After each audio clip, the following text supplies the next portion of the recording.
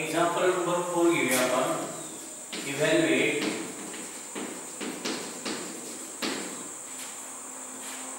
Integration of cos of root x dx.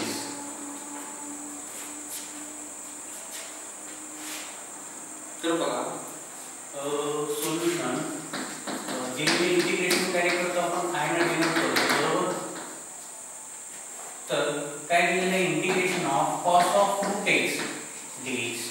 तर इथं आता cos of f of x दिलाय म्हणजे f of x काय करावं लागेल आपल्याला t, कारण की बाय पार्ट्स मध्ये सुद्धा आपल्याला सबस्टिट्यूशन यूज करावं लागतं, कारण की अदर दॅन x आहे म्हणजे त्याला काय कन्सिडर करतो आपण f of x. तर यूज सबस्टिट्यूशन मेथड. तर हा f of x आहे लक्षात ठेवा बरोबर. म्हणून मी काय म्हणतो याला इक्वेशन नंबर 1. मग सबस्टिट्यूशन मेथड काय सांगते, इतर काय करूया आपण यूज सबस्टिट्यूशन मेथड. म्हणजे स्टेप फर्स्ट काय सबस्टिट्यूशन मेथड मध्ये बघितलं होतं आपण पुट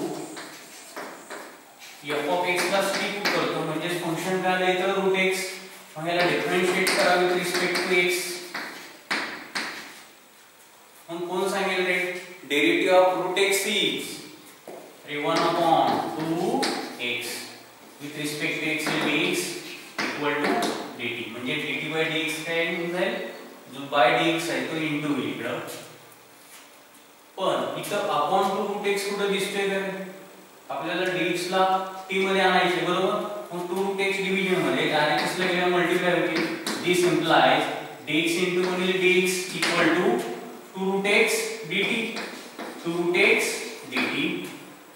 दिस इंप्लाइज आपल्याला x ला t मध्ये आणायचे, मग हा रूट x एलिमिनेट करावा लागेल आपल्याला. मग रूट x म्हणजेच काय पुट केलाय रे t. So replace root x by t म्हणजे ती 2t dt. 2t dt. समजलं का सर्वांना बरोबर. तर आता काय करूया स्टेप 2 ला ती जी रिस्पेक्टिव्ह व्हॅल्यू आहे ती 1 मध्ये पुट करूया.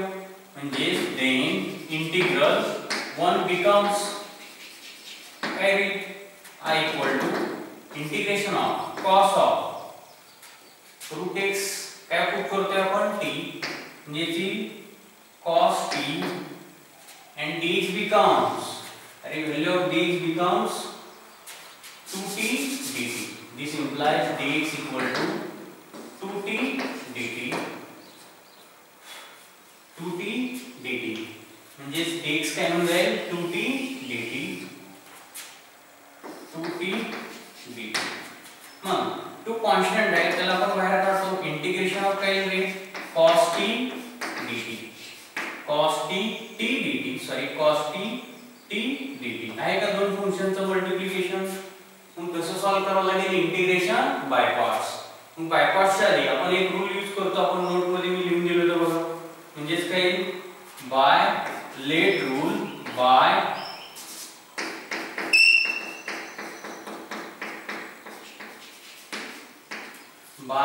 लेट रूल काय सांगतो रे late rule.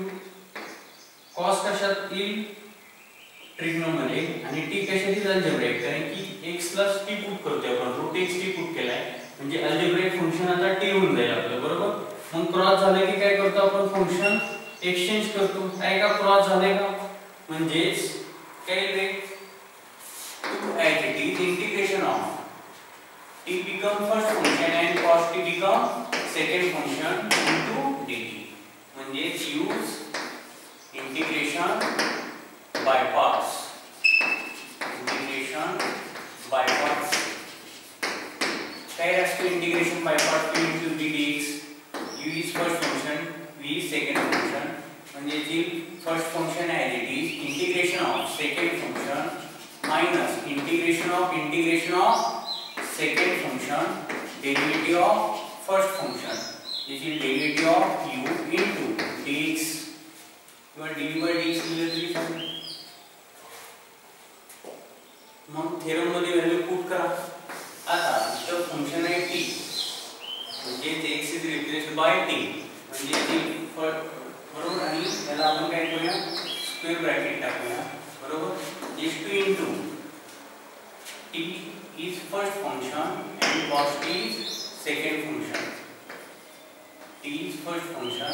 Now use integration by parts. काय सांगतो first function as it is integration of second function minus integration of second function derivative of first function d by dt of t. first function काय t into dt. आता इथं function of t असल्यामुळे काही t x is replaced by t. म्हणजेच काही square main square bracket complete to as it is cos t चं integration काय आपल्याला cos x चं इंटिग्रेशन माहिती आहे. कोण सांगितलं? Integration of cos x is sin x plus c. sin x plus c म्हणजेच cos t चं इथं sin t minus integration of cos t चं इंटिग्रेशन येईल sin t. सेम लिहिता आले cos t चं इंटिग्रेशन येतं sin t replace x by t कारण की विथ रिस्पेक्ट टू t करतोय. डेरिव्हेटिव्ह ऑफ t काय? डेरिव्हेटिव्ह ऑफ x काय असतो? विथ रिस्पेक्ट टू x कोण सांगेल? Derivative of x is 1. मग डेरिव्हेटिव्ह ऑफ t काय आहे with respect to t? 1 dt. Square bracket complete म्हणजेच 2 t sin t minus sin t into 1 is sin t यानी something into 1 is something.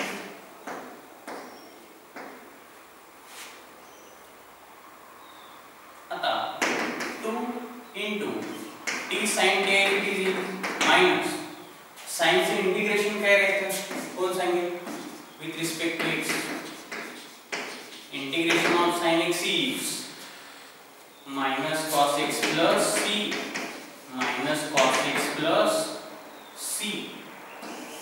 sin x integration तर minus cos x plus c म्हणजे sin t चे integration येईल minus cos t plus c replace x by t plus c. मग सिंप्लिफाय करून काय 2 t sin t as it is minus minus plus cos t plus c. बरोबर. मग काय करूया आपण इथं 2 ना मल्टिप्लाय करूया म्हणजे येईल 2t sin t plus 2 cos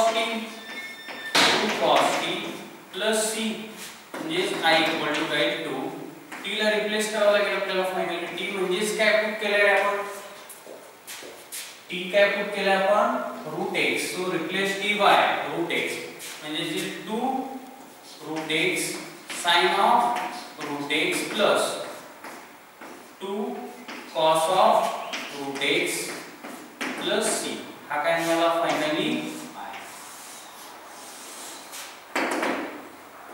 so replace d by root x. बरोबर. तर हे रिजन प्रॉपर लिहून घ्या समोर व्यवस्थित लिहून घ्या. तर समजलं का रे सर्वांना? बरोबर. जर कोणाला काही डाऊट असेल तर विचारा.